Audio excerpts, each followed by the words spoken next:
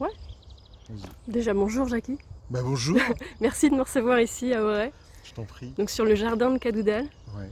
Voilà, donc j'ai entamé, donc, comme tu sais, un petit périple à travers la Bretagne, donc à vélo, pour aller découvrir des sites intéressants, des sites qui m'appellent, qui m'attirent, des sites où on peut ressentir parfois aussi des énergies. Et donc j'avais à cœur de partager un moment avec toi parce que je sais que c'est aussi quelque chose qui t'intéresse, Ouais. que tu as vécu aussi des expériences justement, voilà, que ce soit sur des sites mégalithiques ou d'autres. Mais on peut ressentir du coup qu'il y a des choses qui s'éveillent en nous sur certains de ces sites. Et voilà, donc je suis très heureuse de pouvoir partager ce moment avec toi. Et donc aujourd'hui tu m'as proposé qu'on se rencontre ici, donc au jardin de Cadoudal. Ouais. Ouais, C'est un lieu, comment dire, du quotidien. C'est-à-dire que c'est un lieu sur lequel je viens tous les 2 3 jours et qui pour moi est un lieu d'ancrage. Donc j'ai l'habitude ou j'avais l'habitude d'aller très très souvent sur des lieux mégalithiques connus, reconnus et puissants et structurés et avec plein d'énergie. Et au fur et à mesure de mes visites et de mes expériences, de mes pérégrinations, je me suis rendu compte au fur et à mesure que les trésors, ils étaient de plus en plus proches de nous. Donc je réside à Auray et je viens souvent sur ce lieu qui est vraiment à un quart d'heure à 10 minutes. Et déjà, je me mets nu-pied, je me mets en ouais, lien. ce qu'on a fait, hein. Voilà, je commence par ça. Je commence par être pieds nus. Je me suis rendu compte que depuis maintenant quelques mois, une année, j'étais déjà très malade en voiture. Et j'ai compris que c'était un lien sur le fait d'être désancré, c'est-à-dire déconnecter nos plantes des pieds dans les voitures. Donc en voiture, maintenant, je suis malade, ce qui n'était pas le cas avant. Donc quand je viens ici, je mets nu-pied, voûte plantaire qui communique avec le sol. Et je sais qu'avec la grosse pierre qui est ici, c'est un signal, une balise, pour dire qu'il y a une cheminée cosmotellurique. Donc pour déjà identifier ce lieu comme un lieu très énergétique. D'accord, Sauf que la majorité des personnes ne le savent pas, ne s'en rendent pas compte. Et c'est un lieu sur lequel je viens, qui est un lieu de branchement aux arbres. ok. Donc ici, je viens me régénérer aux arbres, parce qu'il y a des arbres qui sont très puissants. Et à chaque fois, j'ai des douches. Mhm. J'ai des douches énergétiques. Euh, Ne serait-ce qu'en me baladant à pied sur l'herbe, déjà, je sens les énergies qui montent. Et puis après, je viens auprès des arbres, et c'est eux qui me font la douche, qui enlèvent ce que j'appelle les densifications. En fait, c'est des informations. Quand j'ai fait un travail d'introspection, un travail vibratoire, un travail émotionnel, c'est eux qui libèrent les choses et par leurs racines, qui remettent tout par la plante des pieds vers le sol. Ok. Donc c'est un lieu où je renvoie vers Gaïa. Donc ça me réancre dans ma réalité factuelle, matérielle. Mhm. Parce que sinon je suis trop comme comment dire, une montgolfière. Donc je suis assez flottant, éthéré, et là, crac, ça me remet au sol. Je pense que c'est un peu une difficulté qu'on a beaucoup en ce moment, hein, beaucoup dans notre tête et pas assez peut-être connecté justement à ce lien à la terre. C'est beaucoup, soit parce que c'est le mental, donc on peut être nauséeux, et, euh, et c'est parce que les énergies sont très très très puissantes, donc elles nous élèvent Ouais. et elles nous rendent plus légers que d'habitude. Mhm. Donc c'est à la fois dans le mental et puis dans des expériences qui sont intérieures, vibratoires et plus subtiles que d'habitude. Donc ça nous désancre en fait. Mhm. Et plus on fait des expériences d'élévation spirituelle, à contrario, il y a la nécessité de se réancrer, de C'est se ça. raccorder à la Ouais. maman, Ouais. parce que c'est ce qui se passe en fait. Mhm. On est attiré vers le Père, le Mhm. ciel, et en même temps il faut se raccorder à la maman. Et là c'est une nécessité, comment dire, qui devient une hygiène du quotidien, Ouais. comme avec l'eau. Mhm. Ce Donc que- c'est ce que je viens faire ici. C'est ça. Du coup, c'est ce que je partageais juste à l'instant avec toi, c'est que dans mon expérience à vélo, j'ai la sensation justement de me sentir un peu coupée de cette connexion à la terre, Exactement. et que quand je m'arrête, eh bien souvent j'enlève les chaussures et je remets les pieds dans l'herbe et waouh, qu'est-ce que ça fait du bien en fait, hein. Ça Et c'est, apaise. comment dire, euh, c'est pas symbolique, c'est vraiment physique, c'est Ouais, sensoriel. ouais. C'est-à-dire que quand je marche dans l'herbe, je ressens des picotements dans les tibias, je sens que ça monte jusqu'au sacrum, premier chakra, puis après petit à petit, ça va remonter, et c'est quand je vais être à côté des arbres, où là je vais me mettre à proximité de leur aura, donc de leur corps éthérique, et c'est là où je me mets en lien avec eux.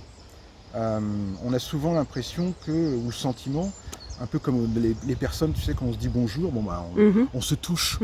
Et en fait, ça c'est un comportement humain, sur un comportement vibratoire pour entrer en relation, en communication avec d'autres plans de conscience. Ça se passe sur le plan éthérique. D'accord. Et les plans éthériques avec les arbres, c'est leur aura. Donc dès que je me mets en limite de leur végétation, je sens leur aura, et là ça y est, on peut commencer à discuter. Et ça se fait tout seul. Et ça dure ici un quart d'heure, puis après hop, je retourne à mes occupations. Mais c'est vital. D'accord. Et de pouvoir le faire à côté de chez soi, avec la nature, c'est un trésor exceptionnel. Alors on se dirige un peu vers les arbres. Il y en a un qui est majestueux, c'est un petit peu le roi.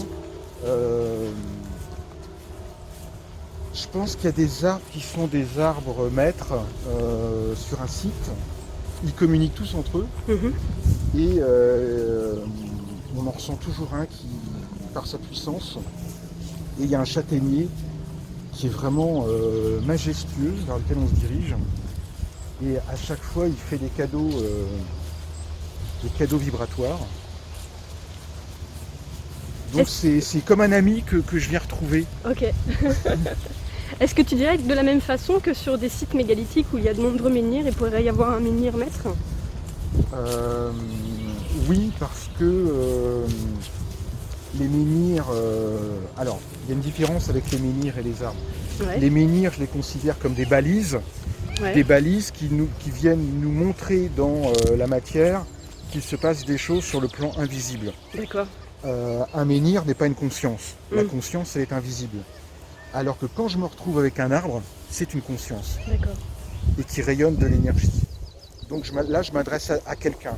Alors que si je suis dans un site sacré où il y a des menhirs, là, je vais plutôt être dans un dialogue avec les consciences ou les gardiens consciences qui sont sur le lieu. D'accord. Donc le dialogue est différent.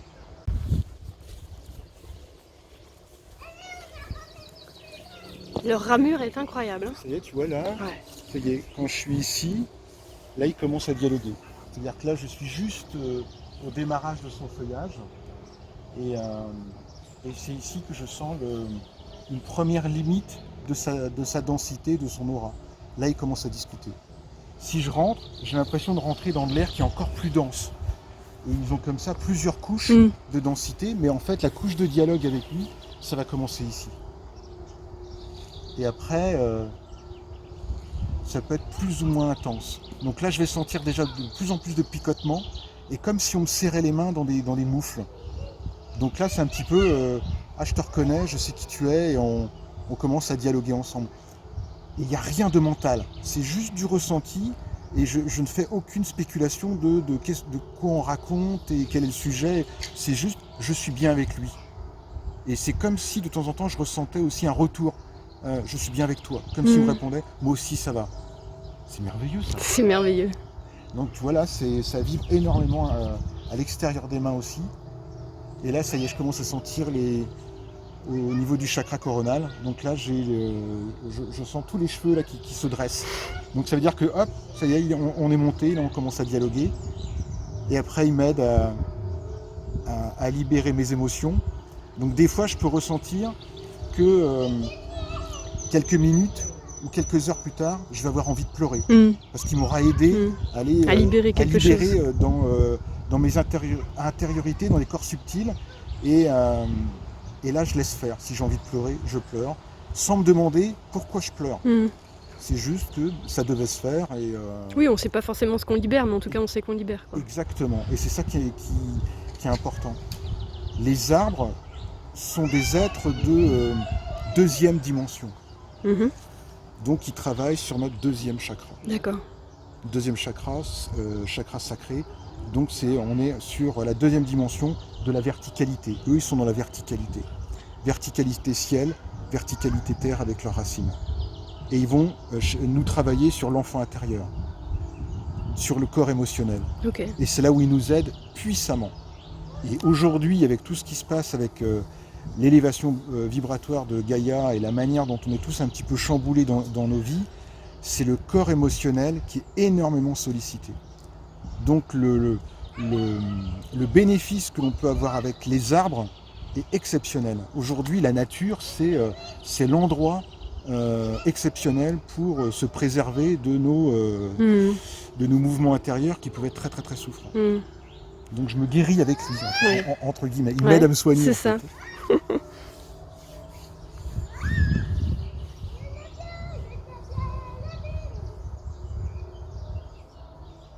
Il est magnifique, hein. Ah, c'est splendide. Ouais. Et puis c'est un lieu où il peut y avoir des écureuils. Donc ça veut dire que c'est en bonne santé, c'est préservé.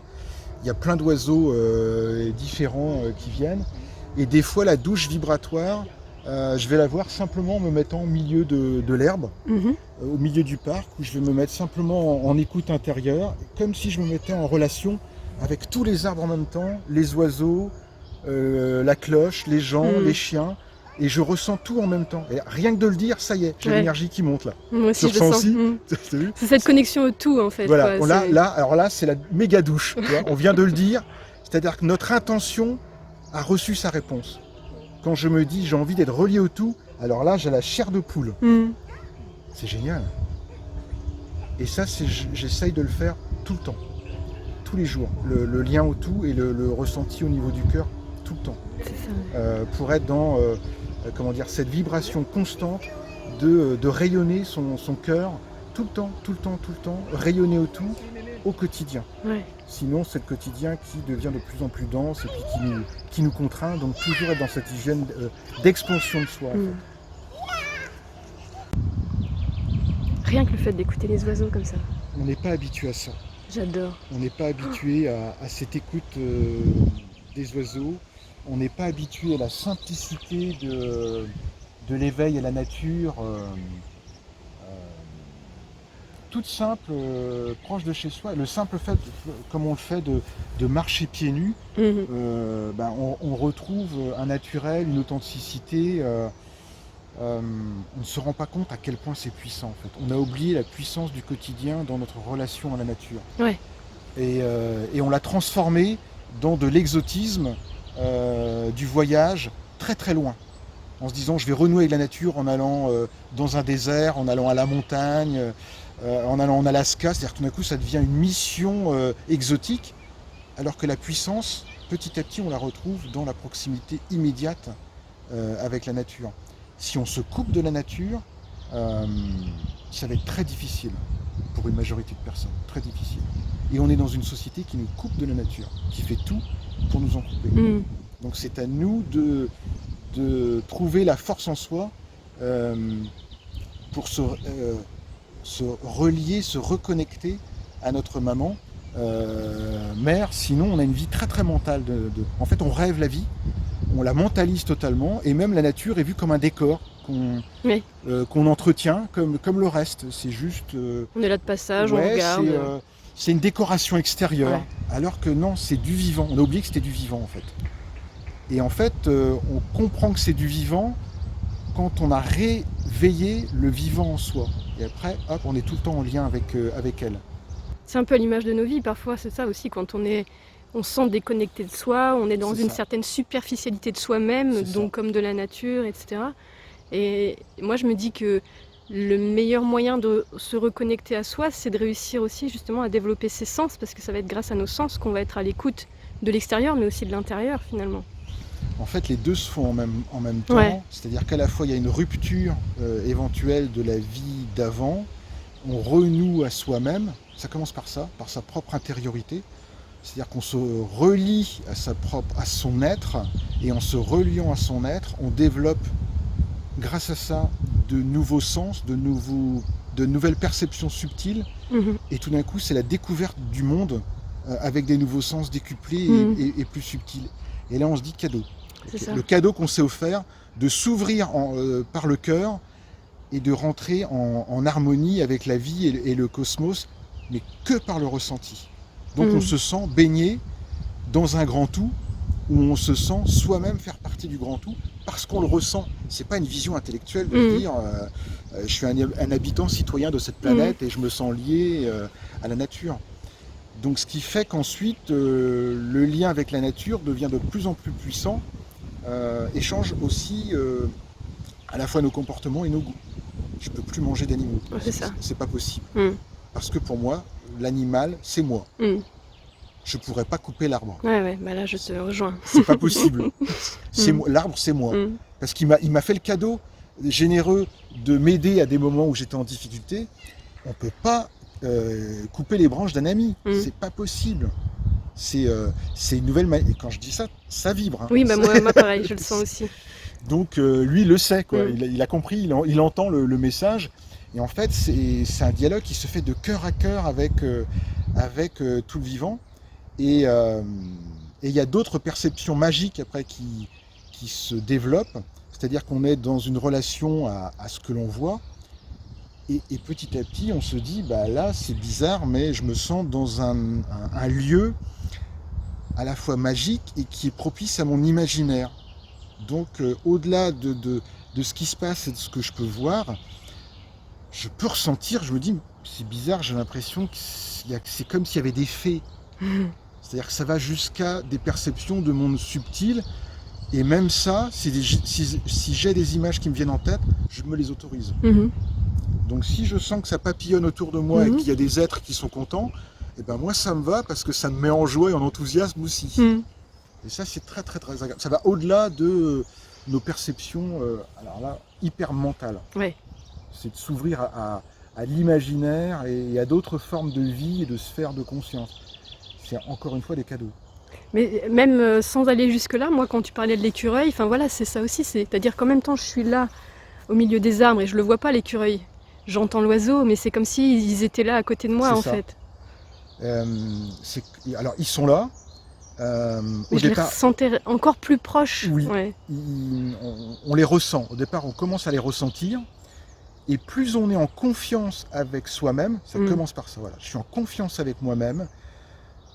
Et la nature m'offre le cadeau de me dire j'ai confiance en toi aussi. Et là, ça devient le miracle. Parce que tout à coup, il y a les écureuils qui ne se cachent plus. Parce qu'en fait, ils ressentent notre vibration haute. Donc l'écureuil, il vient à nos pieds, le rouge-gorge aussi. Et il y a un moment, on dit alors là c'est génial. Ce qui se passe aussi, c'est que des fois, quand je suis dans la nature, je me dis ben maintenant, pour être en harmonie totale avec les arbres, je vais me faire arbre. Ouais. Donc je reste comme ça et je bouge plus. Donc je ne suis plus un humain. Et là, les oiseaux, ils arrivent. Ouais. Parce qu'ils se disent, ben là, ils ne ressentent plus l'agressivité de nos mouvements. Et là, ils sont en confiance aussi, donc ils s'approchent. Alors là, c'est génial. Tous les cadeaux, tous les oiseaux qui viennent autour, à chaque fois, je me dis, là, c'est Walt Disney. C'est magique à vivre.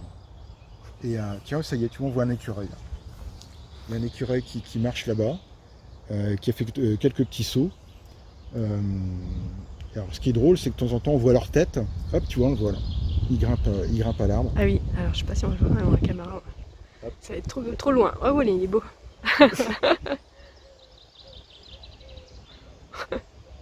Et les écureuils ou les manifestations de la nature sont à chaque fois, ou peuvent être interprétées comme des synchronicités aussi. De ce que l'on raconte, de ce que l'on dit. C'est à chaque fois étonnant de finir une phrase, et tout d'un coup tu entends un pivert, ou tu entends un autre oiseau, ou comme une validation de ce que l'on vient de dire.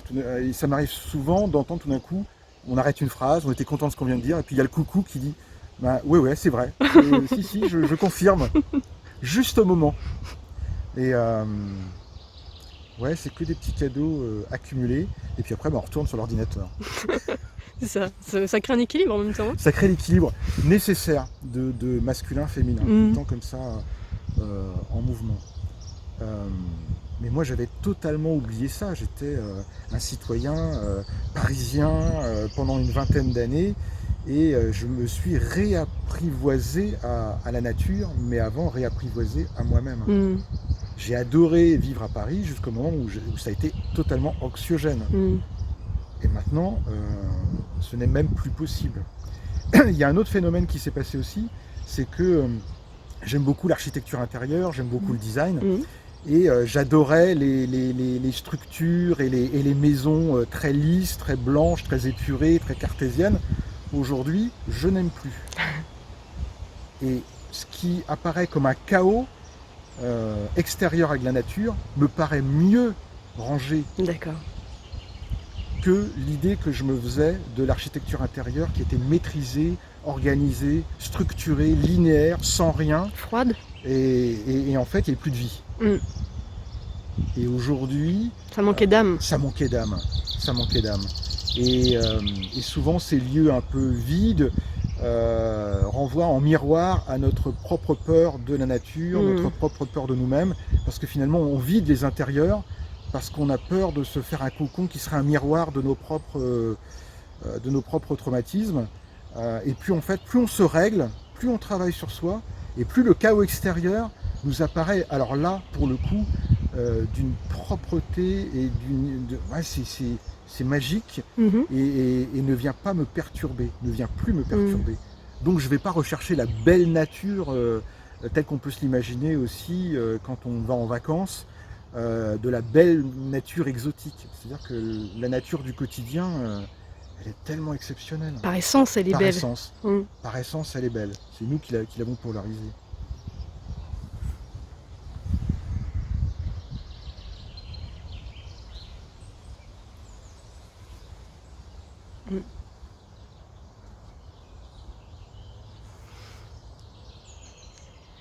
Et de quelle façon est-ce qu'aujourd'hui, toi, dans ton métier, dans les accompagnements que tu peux faire, tu amènes aussi cette dimension à la nature, à soi, à plus grand que soi aussi Ça fait partie de toi aujourd'hui, ça? Ouais, en fait, c'est moi. C'est devenu moi. Ça devient un complément nécessaire dans les accompagnements. À la fois dans la nature.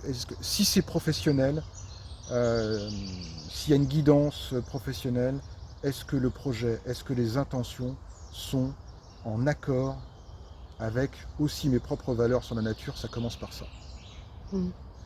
Et ensuite, s'il y a une guidance personnelle, à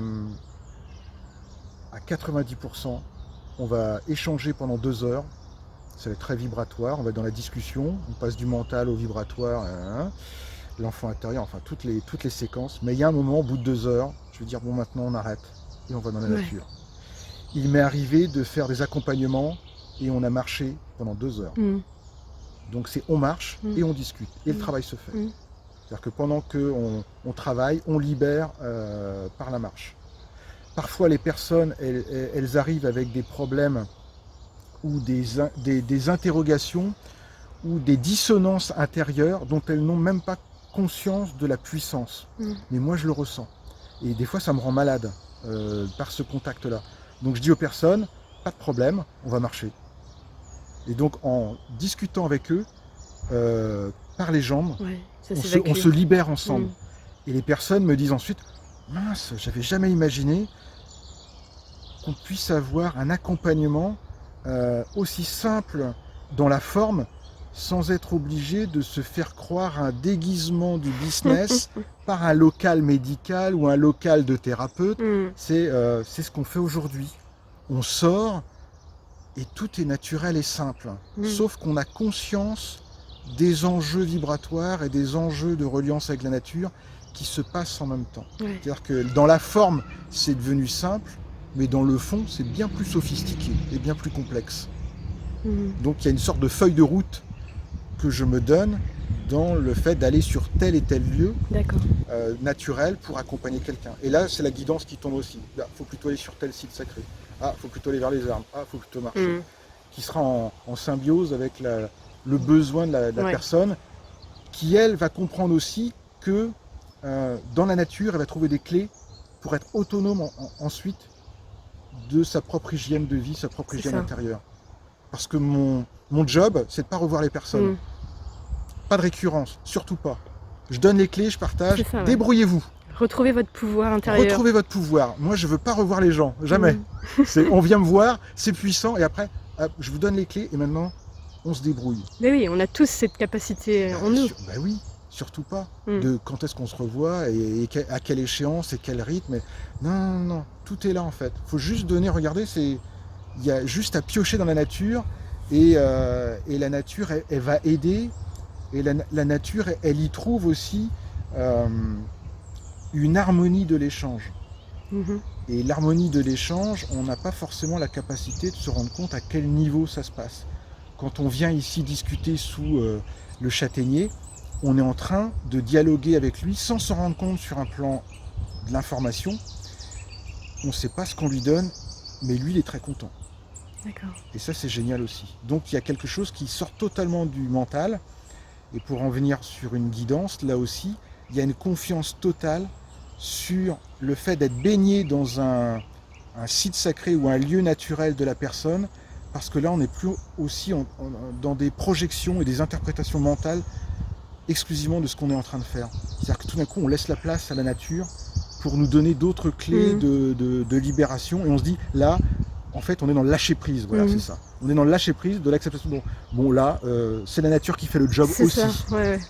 Et là, c'est magique parce qu'on se rend compte de sa puissance, qu'on avait totalement oubliée. Ça, c'est des choses que j'ai vécues beaucoup sur mon chemin de Compostelle. Juste marcher et puis laisser faire, comme tu disais, bah, ça pleure, on libère un truc, on ne sait pas ce que c'est, mais c'est très bien. Et on ne sait pas pourquoi, mais voilà. C'est laisser faire le lieu, c'est laisser faire la nature et ça fait du bien, juste, quoi.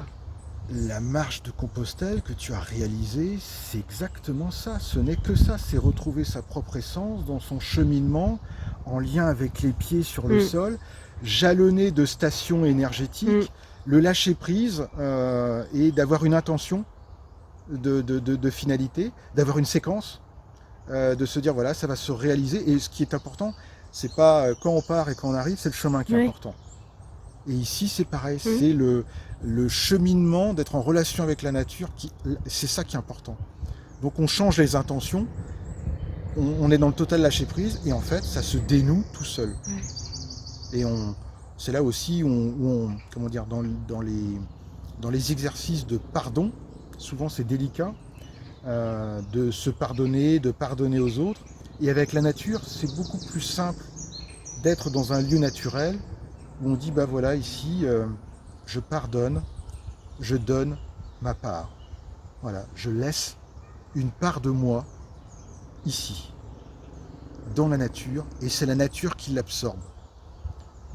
Et ça se fait aussi. Là, j'ai des frissons quand je dis ça. C'est-à-dire que là, hop, énergétiquement, la nature prend le pas de dire, ok, je récupère ton fardeau, j'en prends soin, t'as plus à t'en inquiéter. Et là aussi, on est dans des libérations par simple intention de dire, là je dépose quelque chose, je sais pas quoi, c'est pas grave. Et après on va pleurer. Et après on rigole. Et parce qu'on est mieux avec soi, on est mieux avec les autres. Exactement, on est plus léger. Donc on a renoué avec soi-même. Et puis le regard sur l'autre et l'interaction avec l'autre devient forcément plus légère, puisqu'on est plus léger soi-même aussi. C'est ça. Et en fait, la nature, elle nous apprend énormément cette légèreté vis-à-vis de soi, et la légèreté qu'on peut avoir sur la nature aussi, sur la préservation de la nature.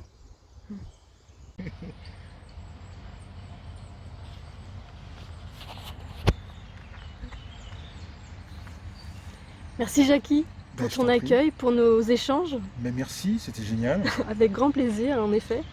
Et donc, hop, je mets ici aussi, donc, parce que donc, tu as écrit 3 livres, Jackie, en fonction qui parlent de ton parcours aussi. Enfin, en tout cas, le premier parle essentiellement donc, de ton parcours. En tout cas, ça retrace 7 ans de cheminement, c'est ça? Ça a été quelque chose qui s'est imposé à un moment où j'ai pas forcément le désir et des velléités d'être auteur. C'est simplement que les textes sont venus, et je pense que c'est au-delà de ça, sur les personnes qui s'éveillent et qui font un travail intérieur et d'introspection, il y a un moment où on ressent la nécessité de se dire, de raconter et de libérer tout ce qui nous a traversé pendant un cycle intérieur. Et la manière de le faire pour moi a été par l'écriture. Donc je me suis mis dans une certaine forme d'état d'écriture où à la fois je racontais mon cheminement intérieur, je le ressentais, donc c'était vibratoire dans ma perception d'écriture, et je savais que c'était pour qu'il y ait un partage et une résonance pour les personnes qui allaient lire le livre aussi. Donc c'est que dès l'écriture, c'était un échange qui était en préparation, et ça s'est passé en 3 semaines, 21 jours, Ok, et je n'ai fait que ça. d'accord. Donc les mots, les phrases, le texte a coulé, ça a coulé de source, j'aime bien cette phrase, ça a coulé de source, et je trouve génial de partager avec un livre, avec de la matière, avec du papier, du végétal, un support, tu vois, toujours autour des arbres, une vibration avec des mots où on se raconte, où je me suis raconté, et je fais comme si je racontais mon histoire, mais je sais que je fais semblant de me raconter pour que ça rentre en résonance avec les autres, Bien sûr. et que quand les personnes lisent le livre, elles se disent « ça me donne moi aussi envie de me raconter ». Ça me donne moi aussi envie d'écrire mon livre, parce que finalement, c'est pas si compliqué que ça. Il suffit juste d'en avoir l'audace et de commencer. Il suffit de commencer les premières lignes et ça coule. Donc c'est génial. Et en même temps, c'est aussi super intéressant de pouvoir lire l'expérience de quelqu'un et de s'apercevoir qu'en fait, ce que nous-mêmes nous vivons, ça rentre en résonance avec ce que vivent plein d'autres personnes. Oui, parce que comme ce qu'on racontait tout à l'heure sur le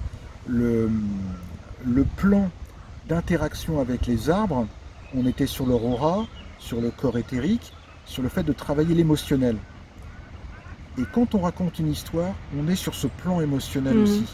Donc j'ai raconté par tirer la petite ficelle des émotions, ce que j'avais traversé. Et en fait, les émotions que nous traversons, elles sont universelles. Elles sont universelles au-delà du prétexte de vie. Donc les personnes trouvent de la... tu vois, il y a un truc qui se libère en même temps, par la gorge, ça continue. Ça veut dire que l'émotion est ressentie par les personnes, et elles ont envie, elles aussi, de se dire bah, j'ai envie de libérer toutes ces émotions enfouies que je reconnais comme miennes dans l'histoire de l'autre. Et c'est là où on rentre aussi dans ce paradoxe entre singulier et universel. C'est-à-dire plus on se raconte soi, plus on va dans le micro détail de son expérience à soi, propre à soi, on se dit mais ça ne me regarde que moi et pas les autres. C'est tout le contraire. On se rend compte qu'on va là, au cœur de la résonance avec l'autre, qui se dit mais attends, mais j'ai vécu exactement la même chose, et puis la même année, et avec les mêmes types de personnes, mais comment est-ce possible? Et en fait, il y a un effet miroir. Et c'est ce qui se passe sur les livres, cet effet miroir de résonance, et là on touche du magique. Donc c'est une belle aventure que je recommande à beaucoup de personnes de s'autoriser à se dire. Merci beaucoup, Jackie. Je t'en prie.